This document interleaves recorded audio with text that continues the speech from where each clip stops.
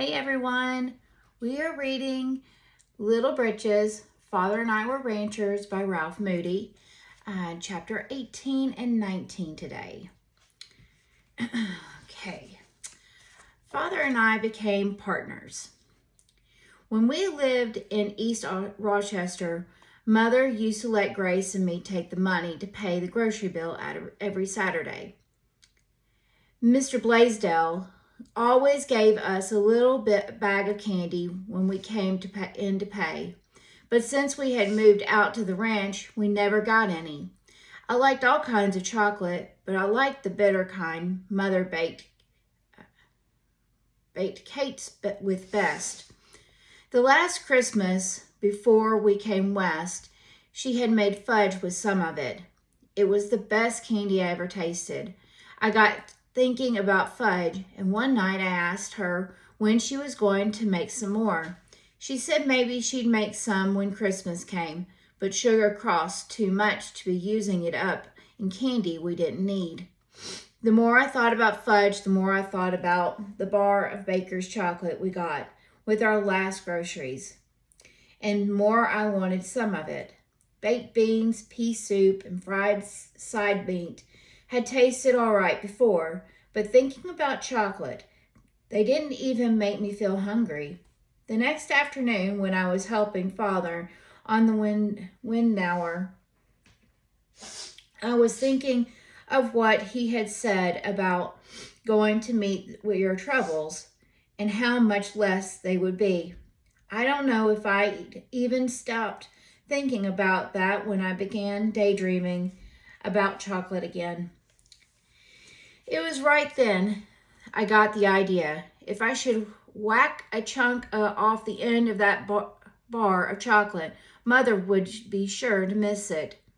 Then, before she had any idea who had done it, I could confess and probably wouldn't even get a spanking for it, any more than I did for going up to Two Dogs. I waited till she was out feeding the chickens, then told Father I was thirsty and thought I'd go in for a drink of water. All the time I was going into the house and getting the bar of chocolate down out of the cupboard, my head kept wanting to think about tearing boards off my house, but I wouldn't let it, because I told myself that was only when you did things you shouldn't and then lied about it. I wasn't going to lie at all about the chocolate. I heard Mother coming just when I had the knife ready to whack off the end of the bar, so I had to slip it into the front of my blouse and pick up the water dipper quick. Before I went back to help Father, I went to the barn and hid the bar of chocolate back of the curry comb box. All the rest of the afternoon, I didn't like to look at Father. I tried to get him to let me go over to see Willie Aldevote, but he wouldn't. Every time he spoke, it made me jump, and my hands got shaking so I couldn't hold the pieces still enough for him to solder. He asked me what was the matter, and I told him it was nothing except that my hands were getting cold. I knew he didn't believe me, and every time he looked my way, my heart started pounding, because he could always tell what was going on inside my head. It seemed it would never come time to go for the cows. I didn't want the chocolate anymore. I just wanted a chance to put it back without being caught. On my way out for the cows, my heart stopped pounding so hard I could think better. I hadn't really stolen the whole bar of chocolate because I had only meant to take a little piece, and that's as much as I would have taken if Mother hadn't come in just when she did. If I put back the whole bar, I wouldn't have done anything wrong at all. I'd nearly decided I would do it. Just thinking so much about chocolate made my tongue almost taste the smooth bitterness of it. It didn't seem as it would be very wrong if I only took a small piece. Then I got thinking that if I took a sharp knife and cut about half an inch off the end with a good clean slice, Mother might never notice it. I was nearly out to where the cows were picketed when I remembered what Father had said when I got my trap. Some of the money in his pouch was mine because I had earned it. Why wouldn't it be all right to figure that the bar of chocolate had been bought with my own money, and in that way I wouldn't be stealing it at all? That seemed to fix everything, and I got planning how I would go out to the barn every night after school and whittle off a little piece of chocolate.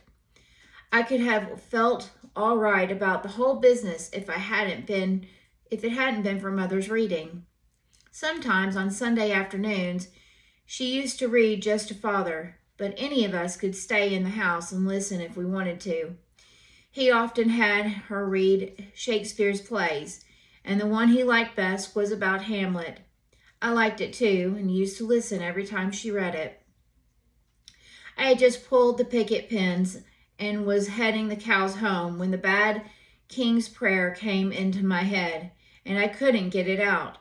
I tried to think about how Hyde dived off his horse and came up on his feet, and about Two Dog and King and everything else, but my head kept on saying, "Oh, my offense is rank," until I thought I'd go crazy. We were nearly to the railroad track when I decided to leave the whole matter to the Lord and twisted out a dried soapweed stalk with seed pods on it. When you slung one of them up in the air, it would wobble and twist all around so that you never knew which way it would come down. I told myself that if it came down with the pods to the west, I'd take the whole bar of chocolate back. If it came down pointed to the south, I'd take half an inch off the end. But if it came down pointed to the east, it had been bought with my own money, and it wouldn't be stealing to keep it. I swung the pod stalk around my head a few times and flung it as high as I could. Then I shut my eyes tight till I heard it land. When I opened them, the pod end of the stalk was pointing almost toward the west, but not quite. It was a little bit toward the south. There was a bright moon when I went to bed that night, and it was sharp and frosty. I couldn't go to sleep and kept trying to remember how much the pod end of that stalk was really being pointed toward the south. At last I heard Father put King outside for the night, and a little later, when I peeked under my curtain, I could see that he had blown out the lamp. I pulled my overalls up over my nightgown and took my shoes in my hand. After I was out in the yard, I slipped them on and took the axe from the chopping block. It was good and sharp, and I was sure I could peel off a smooth, thin slice of chocolate with it. It was dark as tar inside the barn, but I felt along the wall for the curry comb box. I lifted the chocolate box out from behind it. King had followed me, and I nearly fell over him when I was groping for the door, but it was so light outside that you could almost have read a book. I shook the bar out of the box, unwrapped it, and laid it on the lower rail of the corral fence. Just as I was starting to cut it with the axe, Father said, "Son?" I couldn't think of a thing to say, but I grabbed up the bar of chocolate and shoved it inside the bib of my overalls before I turned around. He picked me up by the shoulder straps, just as he'd have picked up a kitten that had wet on the floor, and he took me over to the woodpile. I didn't know nobody could spank as hard as he spanked me with that little piece of board. It felt as if my bottom were going to catch fire at every lick. Then he stood me down and asked me if I thought I deserved it. He said it wasn't so much that I took the chocolate as it was the way I took it, and because I tried to hide it from when he spoke to me. But it was the next thing he said that hurt me worse than spanking. He said, "Son, I realize a lot better than you think I do that you had been helping to earn a living for the family. We might say the chocolate was yours in the first place. If you had asked Mother or me for it, you could have had it without a question. But I wouldn't have you being sneaky about things. Now, if you'd rather keep your own money separate from the family's so you can buy the things you want, I think it might be a good idea. I never knew till then how much I wanted my money to go in with Father's. Ever since he bought the cows, I had been able to feel I had a part in all the new things we were buying to make ourselves real ranchers, and it looked as though it were all slipping away from me. I had felt I was beginning to be a man, but I guess I was still just a baby because I hid my face against my father's stomach and begged him to let me put my money in with his. Father hadn't been coughing nearly so much that fall as he used to, but he coughed and it seemed as if he choked a little before he answered me. He said he didn't want a sneaky partner, but if I could be open and above board, he didn't know a man he'd rather be in business with. I couldn't help crying some more when he told me that, not because my bottom was still burning, but because I loved him. I told him I'd never be sneaky again, and I'd always ask him before I did things. We walked to the house together. At the bunkhouse door, he shook hands with me and said, "Good night, partner." When I went to sleep, my hand was still hurting good from where he squeezed it when he shook hands, and we shook hands. Okay, Chapter 19, Trapping Pheasants. While we were in school, Father hauled all the beans in from the field and made a stack right beside the barn. Every day, he would flail out a big pile of them, and when I got home, we would winnow them out. The vines were so musty that the dust nearly choked us, and it made Father cough terribly. And the beans weren't very good either. Almost half of them were tiny little ones, and a third of all we winnowed were black from being frozen before they were ripe. Mother would come out every night when we were finished. Then she and Father would look at the bags of beans in the barn and at what was left of the stack. He'd say, "There are still quite a few left in the stack, and they're from this end of the field. That's where I took the samples we figured from, and I'm in hopes they'll run a little better." Mother would bite her underlip in between her teeth, and then she'd say, "Don't worry about it, Charlie. We'll get along all right, one way or another. I think it's the worry as much as the dust that's running you down so. Why don't you have Mr. Lewis come with his machine and finish the threshing for you? We could pay him with part of the peas and beans, couldn't we?" Then Father would put his arms around her, and they'd walk to the house while he told her that, with a wife like her, a man had nothing to worry about. And she'd tell him that the Lord had always provided for us and that he always would. Father let our new horse out in the corral all the time we were threshing beans. But every evening, he'd take him in a few oats in an old bucket. At first, the colt wouldn't come near him, but crowded into the farthest corner of the corral. Then Father would set the bucket down and come outside the gate. After a while, the colt would start sticking his nose out toward it. Pretty soon, he'd creep up and grab a mouthful, jerk his head up quick, and watch us while he chewed them. Every day, he seemed to be less afraid. And the last day of bean threshing, he came trotting right up to the gate when he saw Father coming toward him with the bucket. The peas were easier to thresh than the beans and weren't quite so mushy, but there were an awful lot of small ones. Father made me a little flail out of an old broom handle and single tree stick. and let me stay home from school to help him thresh. The only way Mother would let me do it was with wet clothes tied around our faces. Maybe it was a good idea because we didn't breathe in so much dust. The wet clothes got so cold that we had to flail like 60 to keep from freezing. As soon as we opened the stack and started threshing peas, and the pheasants would come every morning at daylight.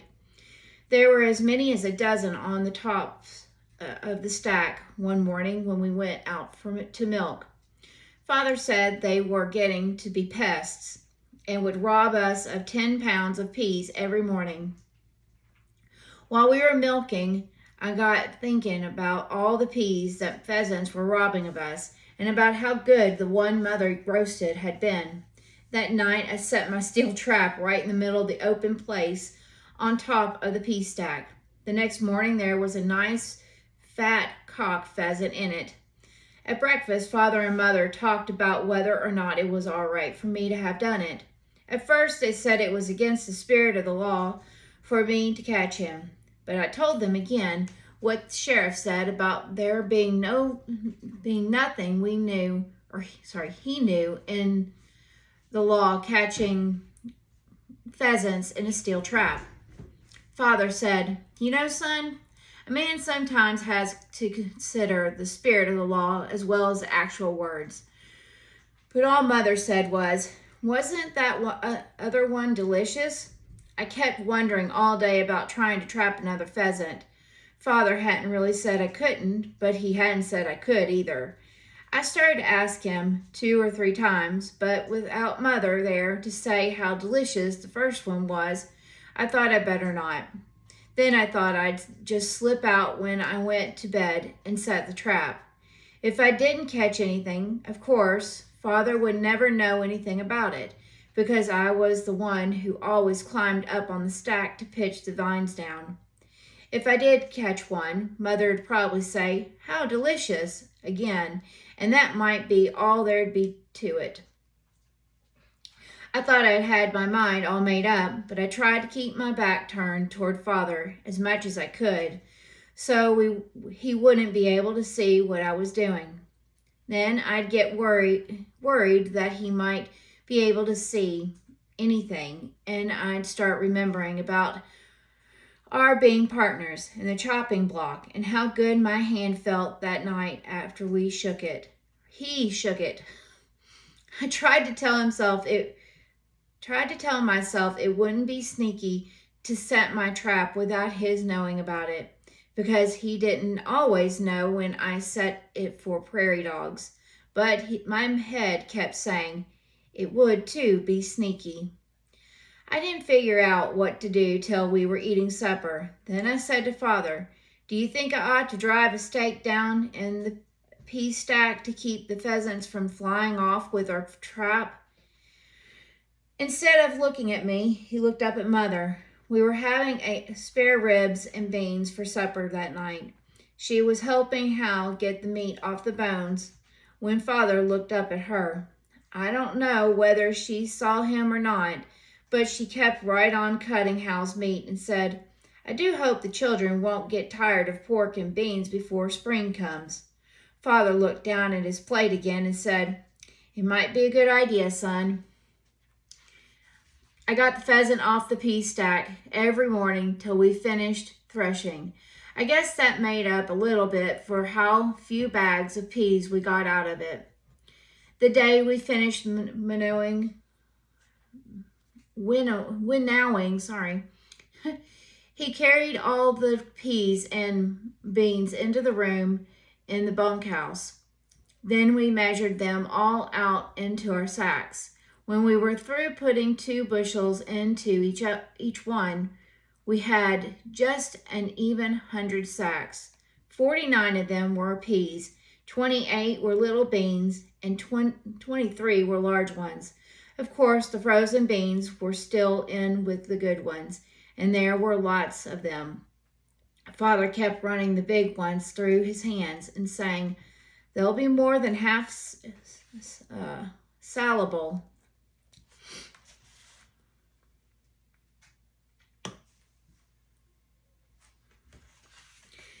I had to go right back to school again just as soon as we were done threshing, so I didn't get much chance to see Father break the new horse.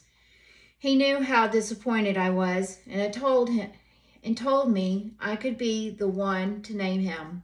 It seemed only right, since he was taking old Bill's place, that he should have his name too. But he was so young I didn't want to call him Bill, so I named him Billy. Billy had gentled down enough before I went back to school, so Father could lead him with a halter, and he was being tied up in the barn every night. By the end of the week, he was hitching him up with old Nig and pulling a load of dirt around in the field. The first time I saw him hooked up, he was still trying to run away from the wagon, but Father had on a heavy load and the brake set, so all Billy could do was jump and pull. About the only things we did the rest of the winter were to go to school and pick over beans. Right after supper every night, Father would pour a big pile of them in the middle of the kitchen table. Then Mother would read to us while we all sat around the table with pans in our laps and sorted the good beans from the frozen ones. One Saturday, Father and I threshed and winnowed a big sack of oats that we had raised with our alfalfa. It took a lot of threshing, and he had to turn the crank of the winnower fast because there was so much hay and straw and so few oats. The next Monday, he took them to the mill in Littleton and came home with the sack half filled with oatmeal. All right.